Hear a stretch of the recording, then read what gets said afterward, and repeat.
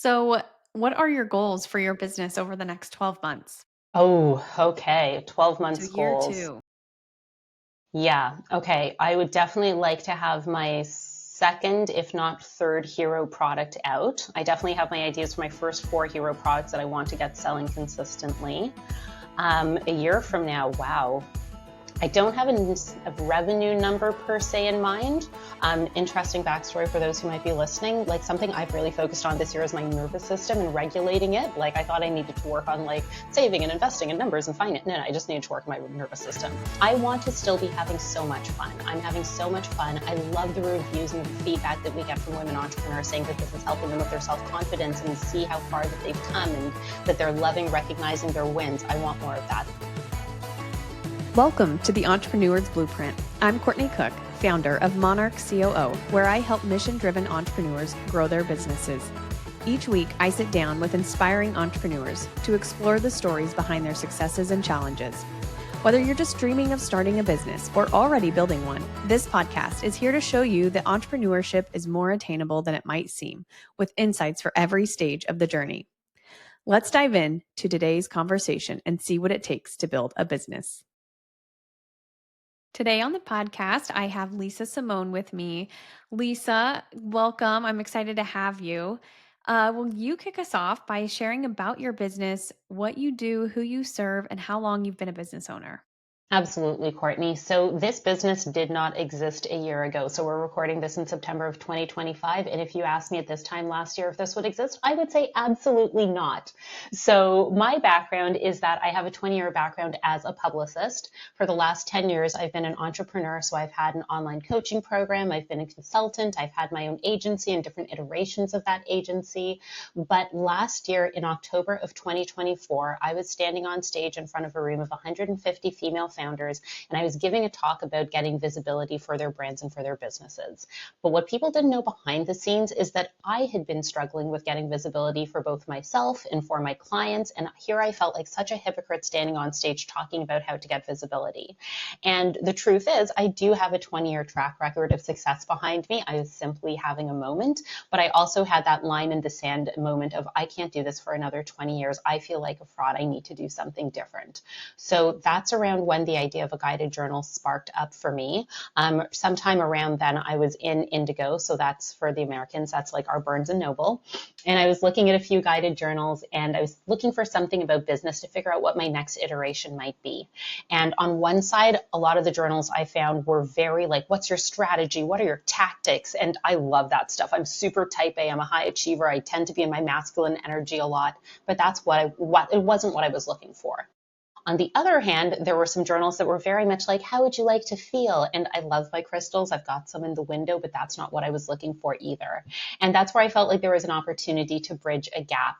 And especially having worked with female founders for the last 20 years, I know that, well, not I know, but KPMG reported in a study that more than 75% of women in leadership roles feel imposter syndrome at some point or another. So that got the wheels turning for me. And that started with the creation of the Female Founders Journal and also the brand behind it, Pearl Spark Pages.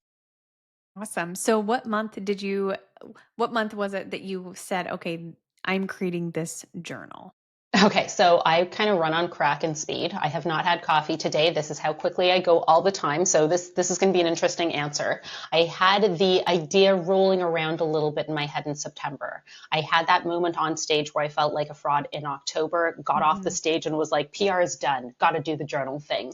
So I started writing the content in November, December. I had a prototype in my hand in January. We did a photo shoot at the beginning of February and then went live on Kickstarter later that month. And we were fully funded for our production run by the end of March. So idea in September to prototype in hand, funded, and I got my first shipment of the journals. I think it was in June that they landed here. So this has been a Wow. very, very fast adventure.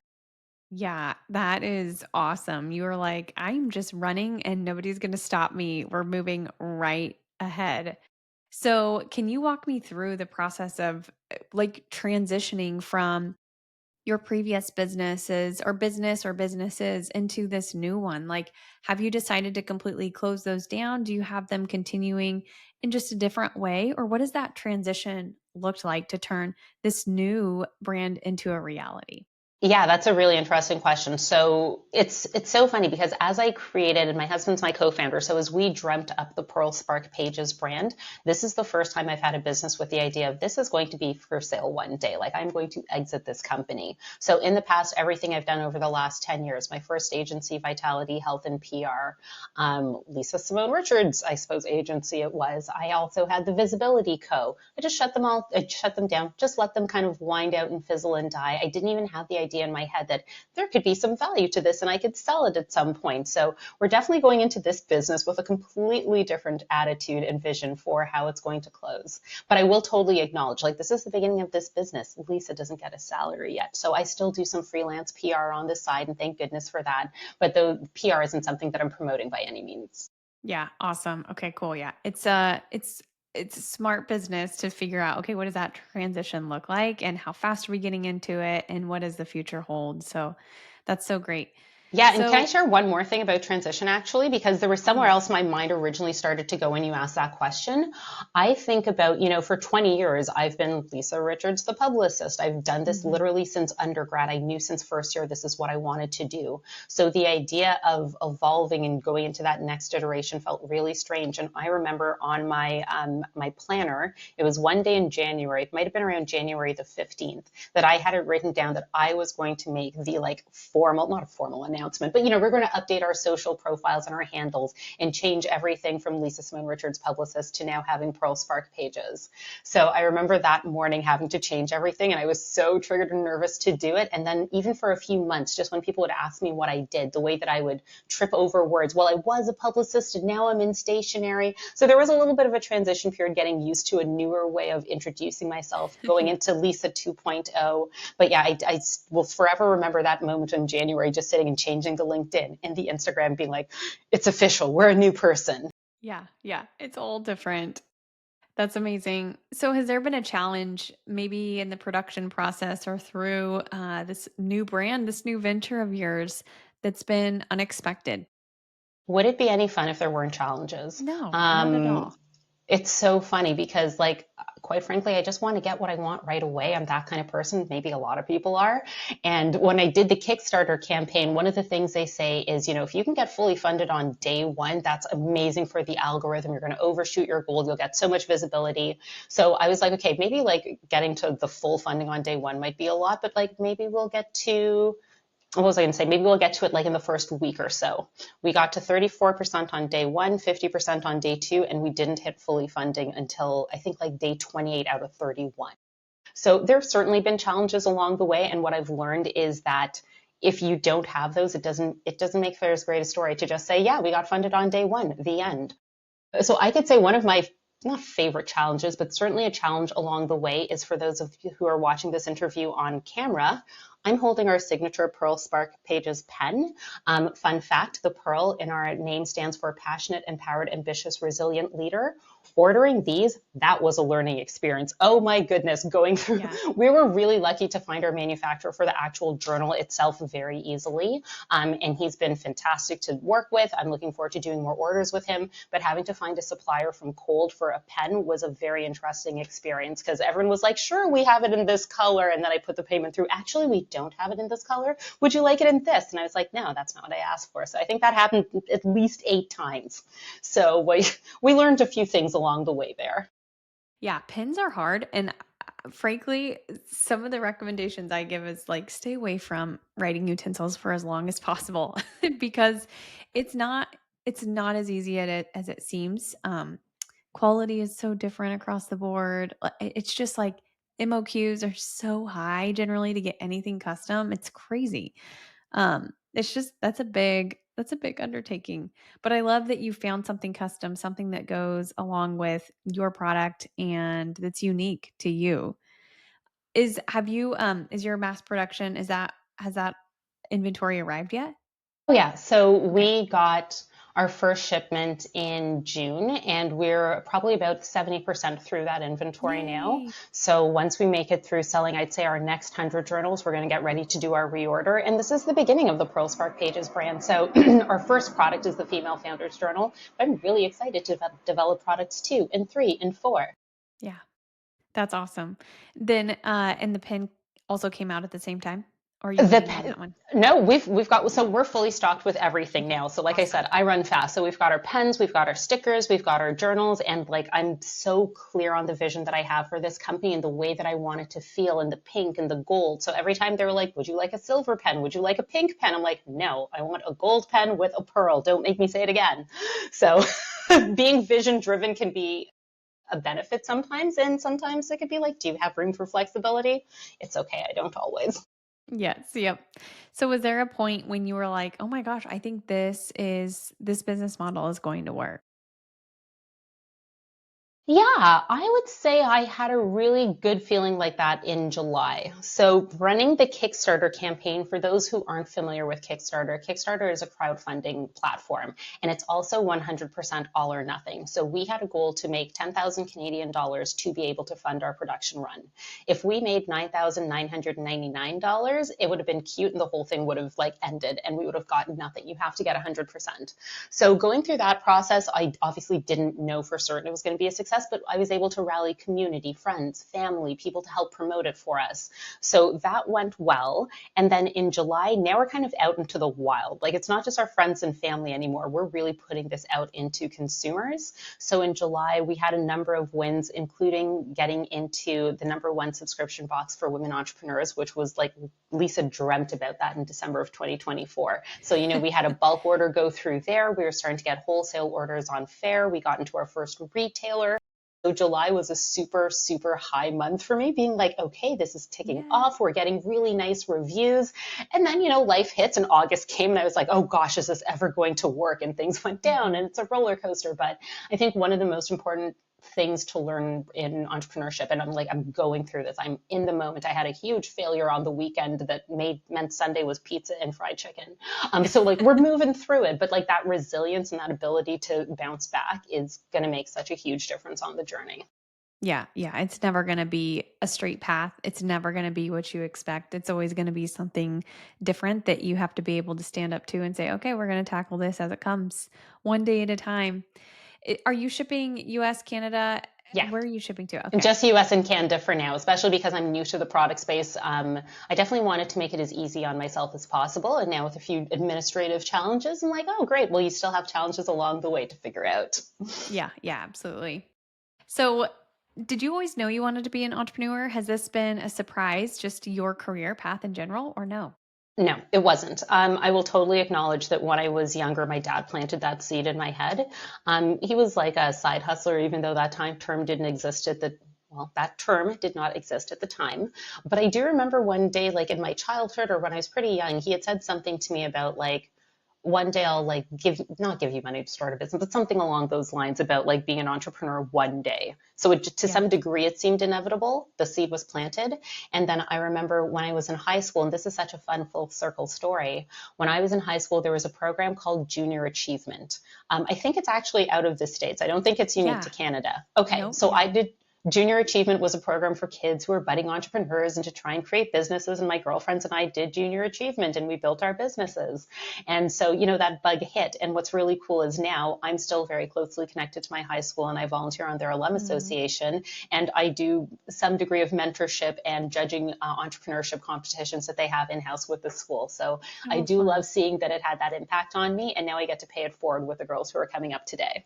Yeah. Oh, that's awesome. That's really fun. So, would you say your dad was a big inspiration for you as a child, or were there other Nope. things that really inspired you? No, I'm not going to give him back credit at all. He planted the seed. If anyone's an inspiration for me, it was totally my mother. She has always been my biggest cheerleader.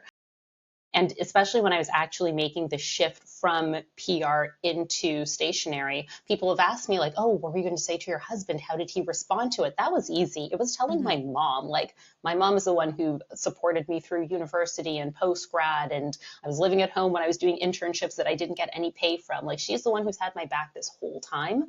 Mhm. So when I went to her, when was it? Like, I think it was in November, I think last year when I sat down with her. I remember driving over to her house and I was hoping there would be traffic, that the elevator would take a long time to get up to her unit, like whatever could get in the way of me having this conversation. But I sat down with her in her living room and I was like, Mom, this isn't working anymore and it's time to do something different. That was the biggest scare and challenge for me to see how she would receive it. And she was the biggest supporter. She was like, okay, you did that and now you're going to try this. And if it works, fantastic. If it doesn't, you're going to try something else and be great at it. So that was the permission that I needed. Like 40-year-old Lisa, yep, needed mommy's permission and support. And that's when I Yeah. was like, okay, we can do this now. Yeah, absolutely. Oh, that's I love to lean on my mom for the same things of just Right? like, okay, I speak some life into me. Help me see too that this isn't, I'm not going to fail. Well, we could fail, but you're always It going could. to be there for me. Mom's never going to leave us. Totally. And I was just saying to you, I had a huge failed moment on Saturday and I called her in the middle of it. I was like, Mom, this isn't working. I wasn't crying at the time. I cried the next day. But, she listened and she heard and she's like, you know what? Sometimes not everything comes easily. And if this doesn't work, you'll try something else or you're going to keep going. And you've learned that this isn't it, but you're going to try something different. And just having her give me that pep talk in the middle of it was so helpful. And then I was able to come back with a refreshed and renewed attitude after that. Yeah. Yeah. So, what are your goals for your business over the next 12 months? Oh, okay. 12 So, months year goals. 2. Yeah. Okay. I would definitely like to have my second, if not third hero product out. I definitely have my ideas for my first 4 hero products that I want to get selling consistently. A year from now, wow. I don't have a revenue number per se in mind. Interesting backstory for those who might be listening. Like something I've really focused on this year is my nervous system and regulating it. Like I thought I needed to work on saving and investing and numbers and finance. No, I just need to work on my nervous system. So I'm not going to say Mhm. that I want to be at $1 billion next year because I don't think my nervous system could handle that anyway. I want to still be having so much fun. I'm having so much fun. I love the reviews and the feedback that we get from women entrepreneurs saying that this is helping them with their self-confidence and see how far that they've come and that they're loving recognizing their wins. I want more of that. That's so rewarding to hear that feedback. And I think really one of my big visions for Lisa in 2026 is that the business is doing well enough. So this ties back to the business. I want to go to every single female founder conference that I want to across Canada and the States and not have to think twice about it. There are some great events coming up at very luxurious hotels with daily resort fees, and I have to fly there and eat and all of that stuff. And I want to be able to go to all of them without blinking. So I will feel very successful when I can just be like, ooh, that looks like a great event. I'm there. Yeah, yeah. That's awesome. So, what's one decision that you made early on that you feel like has made a major impact on your success so far? Wow. That's an interesting question because I'm a very good decision maker. I had a coach years ago who said, make a decision and make it right. So anytime I make a decision, I don't give myself a ton of space to question it and hum and haw over whether it's the right thing. Like I enroll myself that this is the best decision I could have made. Um, I'm just trying to think back through the journey and somewhere maybe somebody challenged me and the way I wanted to do something and I stood my ground and it worked out for the best. I think about the decision for the intention of the content inside of the journal and the way that it's formatted. I've looked at what's on the market and I have so much respect for the people who've already built, these are the brands that have inspired me, that made me want to do this. So I have nothing but the utmost respect looking up for them. When I look at some of them, I find the prompts are very repetitive. So I knew I wanted to do something different. I knew I had a very specific person that I wanted to make a difference for. And when you think about a business journal, this journal doesn't actually care about your business very much. I don't care where you're going to be 3 years from now, what your marketing plan. This is a journal that cares about the person behind the business and how she's feeling and what she thinks about herself and how she moves through her day and how she celebrates herself. So being really clear on what I wanted it to do and how I wanted it to stand out from anything else in the market. I think that's a decision I'm really proud of. And also, even when I think about the way the book itself is designed, for example, you've had conversations with a number of journal and Amazon and planner people. Amazon KDP is something that's super popular for people to do. So for those who don't know Amazon KDP, it's print on demand. So rather than ordering inventory and sitting on it to sell, just the second somebody orders it, Amazon will print it and Amazon will deliver it and they take care of everything. So a number of people have been like, you should do KDP. And I'm like, no. This is a luxury journal. It is pink, it is linen, it has gold foiling. KDP doesn't do that. I totally get it's great for a number of people. I totally get that I would save more money, but when I think about this brand, not to sound snotty, this brand is more Chanel than it is Walmart. So Yeah. like making the decision to like, if I'm creating a luxury brand, I need to stand 10 toes deep on it. So if it means I get the nice gold pen, that's what we do. If it means it costs more to create, that's what we do. So being really clear on who this brand is for, what it stands for, that's something that helps guide me as through my decision-making process. Yeah. How do you balance the demands of running a business with your personal life? Bring your husband into it so that the two mix. Yeah. Um, you know what? I'm the kind of person, it's funny. When I was little, we called this my frosted flakes, and we still do it today. When I get obsessed with something, I get really obsessed with it. So, like, I don't really take days off per se on the weekend because I'm just having fun. I'm looking at other people I can collaborate, what I can do next. So, what do I do for fun? Kind of, yeah, they kind of blend into each other. I know how to take some time off, but I'm having fun, so I don't feel the need for separation. And it's also only been a year, so. Yeah. Yeah. I fully subscribe to work life integration rather Mhm. than a balance because I think uh, it's hard to have any sort of balance. Like, there's just, you've got to figure out a way of what boundaries am I setting and how am I integrating these two into my world because they're both a necessity. You can't have, I mean, we all have to, make money to pay for our homes and just live life. And there, I can't just focus on my children. Some days I would love to do that, but I just can't. So there has to be some sort of way to integrate it. And I think there's certain seasons for extra hustle and certain seasons for a little bit more rest. And so this last year, I'm sure for you has been a lot of extra hustle. Totally. Someone, excuse me, someone sent me an email the other day saying, "Hey, I'd love to hop on a connection call with you." And I was like, I would love that too. I'm in the middle of a sprint right now. It's going to be done in 2 weeks. And when the sprint's done, let's connect. So I totally have the sprint hustle in me, but I will also acknowledge for everyone, because if my husband can hear me, he's rolling my eyes for not acknowledging it. I totally take a nap every day. So like I will totally clock out for 30 minutes, 60 minutes if I can, and then I'll get back at it and work into the evening. So like I'm certainly not driving myself into the ground. I'm a huge fan of like people like Alex Hormozy and Layla Hormozy, and then I hear them talk, I'm like, you could be doing more. And then I'm like, you know what? I'm not trying to make $100 million in a day. That's awesome. I love it. It's cool to see that it's possible, but that's not my personal goal. So like, I don't necessarily need to grind as hard as that. And that's okay. It's not like I'm trying to do what he's doing. Yeah, exactly. So, what's been the most rewarding part of your entrepreneurial journey? This can include Pearl Spark pages. This can include just kind of the whole Mm. line that you've kind of had within your career. Yeah, the moment that I think always comes to mind for me is when I had just started my PR agency as a side hustle. So it was 2015. I still had a full-time job, which I subsequently got let go from, which is fine. Happy 10-year anniversary from getting fired, me. So I had a side hustle as a publicist, and I was working with these identical twin chiropractors here in Toronto. I've known them since high school. So that was fantastic that Cool. some guys that I've known forever got to be my clients. And we actually got them to be the experts on a daytime television show called The Social. So the way in the States Fun. you have a show like The View that's on Monday to Friday for an hour, they were on a Canadian similar equivalent. And so when they did an episode one day and it had a live studio audience, these guys are Italian. So like everybody comes out, mom, grandma, cousins, girlfriends in the studio audience. So at the end of their segment, I remember their mom gave me a hug and she said, "Thank you so much for helping my boys do what they do." And that is just the moment that will always stay with me. Like I still go to them for chiropractic stuff sometimes. And the mom will be like, "Hey, Lisa." I'm like, "Hi, mom." So I don't think she knows that she had that impact on me, but her giving me that hug and saying that really made me feel something. Yeah, that's amazing. So, is there somebody that you work with today that you just really admire? Ooh, that's an interesting question because I'm a solopreneur, aside from having my husband, who's my Hmm. co-founder, who I admire in other ways.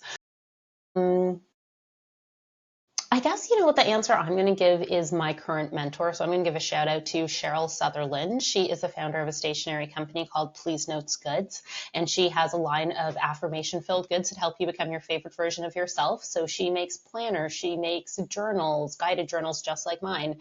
And it was so awesome to find another woman in this city who does the same thing that I do, who's like 10 steps further ahead of me and was willing to be an open book. So I'll work trade shows with her. And, Oh, you know, when cool. I did a trade show last weekend, or not a, when I had a vendor booth, sorry, last weekend or a few months ago, I knew what to do because I'd had that kind of internship working with her. So yeah, I love what she's built with her company. She's doing her third Kickstarter campaign right now, and she helped coach me through my first one. So I admire what Cheryl's doing in her business, and I look forward to growing to where she's at. That's awesome. That's so cool. So, is there something that you would tell your younger self today if you could look back and say, the Lisa, maybe 16, maybe 23, here's a piece of advice that I would give her? Yeah, the one I always say is learn money. Learn business finances. Don't sleep on that stuff. That would be the Hmm. number one thing I would tell her. Like, get rid of any stories that you're bad with numbers and stuff like that. That's something I've actually fun behind the scenes thing. Part of the reason my husband's my co-founder is like, I hate dealing with business money. So I was like, I'll do the marketing and the sales and the everything, and he'll do the finances and the operations. So part of me starting this with him was to get away from the thing that I was afraid of. But I did connect with a woman named Megan Hale who runs a company called Dream Money, and it's a software that helps entrepreneurs like manage their money, understand their projections and their cash flow. And ever since working with her, like, I'm a lot less scared of numbers. And I don't know if I'm going to go as far as to say I feel control, but I certainly feel a lot more confident. I know where they need to go. I'm less intimidated by them. So I would have told Lisa to drop the stories from high school and grade school that you're bad with numbers and to let somebody else deal with it. And I would have been like, learn that stuff. You're Yeah. capable. Don't worry. Yeah. Absolutely. That's great, great advice. So, what's one thing you wish you knew when you started your entrepreneurial journey? I mean, the first thing is save tax money in a separate account. Yes. That's definitely the first thing I would have said. Um, what else? I think, when I started, I was a lot of a lone wolf. I'm an only child. I hate group projects. I like to do things by myself. But getting into communities with coaches, the first time I hired a coach and she told me the price of her program and then told me it was a group coaching program and that wasn't one-on-one, I was like, you must be psychotic. You think I'm paying all this money to some access with you, to share you? And that was such a great decision because I met my colleagues. Like, I'm not with that coach any longer. I've evolved multiple coaches since her, but those people in the community were the people who are still some of my colleagues today, if you will. So I think you don't have to do it by yourself. And especially even with this journal going as quickly as I did in under a year, idea to this conversation today, that wouldn't have happened without community and having the right people around me who I could ask questions of and who could save me the learning tax and the mistakes. And yeah, that having the right people around you is such a big thing. It is. I feel like in my journey as well, like just getting to know the entrepreneurial community here in Kansas City or just online, it's just like opened up a whole new world of friendships, of doing people that I'm doing life with in a sense that nobody else quite brings the perspective that other business owners do. And it's so valuable to have them of like, oh, I know somebody that would have great advice on this and to be able to just reach out. It is so, so helpful. I couldn't It agree more. Yeah, when I was thinking about this the other day, and I was thinking about like I'm coming upon my 4-year wedding anniversary this week, and I think about my friends who are at that wedding, like my ride or dies from high school, from university, people who I've just known for like 20 years plus. And while they're my closest friends, when I think about the people I talk to day to day, I love them, but Yeah. it's not typically them. Most Yep. of them are employees, and we're just doing different things in life, and we still have all the love for each other. But when I'm talking about like sourcing or publicity or whatever I might be, they don't understand that. So my day-to-day conversations are with people who I've met in other female founder communities who get it. And it's so nice to have that circle around you of people who understand what you're moving through. Yeah. Yeah. It really is such a blessing. So, Lisa, can you just share where can people find you if they want to reach out, if they want to buy one of your journals? How can they get in touch with you? I love that. Well, two things. Number one, feel free to connect with me at Pearl Spark Pages. That's our website. That's our Instagram account. So Pearl Spark Pages is where you can find and follow us. And if you would like to get a free sample of a 7-day version of this 90-day journal, you can get a free PDF version over at www.femalefoundersjournal.com. So go to www.femalefoundersjournal.com, and that's where you can download a free 7-day tester of the journal to give it a try. Awesome. Well, thank you so much. It was a joy to have you on, and I'm excited to follow along. I can't believe you've just been a year in and you have just a journey ahead that I think is going to be really fruitful. I'm excited to see what new things you develop, and maybe we can get on next year and get an update. Thank you so much, Courtney. It's been such a joy to speak with you. And you have some of the best people on your show. So it is such an honor to even be considered to have this conversation. So thank you for having me and letting me share with your listeners today. My pleasure. Thanks for tuning in to this episode of the Entrepreneur's Blueprint. I hope you found inspiration and insights to fuel your entrepreneurial journey. If you're looking for support in building or scaling your business profitably, visit my website or send me an email to learn more about how I help mission-driven businesses become more profitable, proactive, and efficient. If you enjoyed today's episode, please take a moment to leave a review on Spotify or Apple Podcasts. It really helps other entrepreneurs discover the show, and it would mean so much to me as well. Until next time, keep building, keep dreaming, and keep going.